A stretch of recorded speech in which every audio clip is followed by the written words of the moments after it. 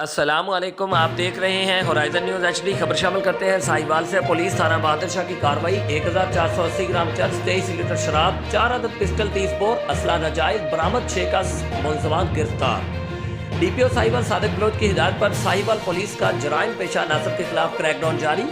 D S P صدر circle Abdul Rahman Asim کی زیر نگرانی ایس ایچ او تھانہ بہادرشاہ اشرف گجر نے ہمراہ ٹیم کاروائی کرتے ہوئے ساجد علی عرف کوڈو، والد علی شیر قوم ماچھی، سکنہ 66 جی ڈی سے 1480 گرام چرس اور اسلحہ ناجائز پسٹل 30 بور برآمد کر لیا۔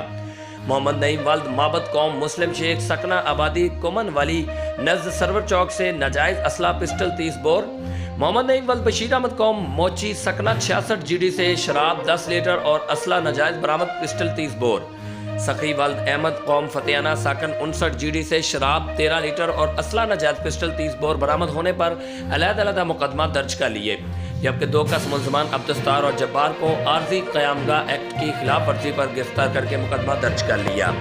Report Aamir Sohail, city reporter, Horizon News H D.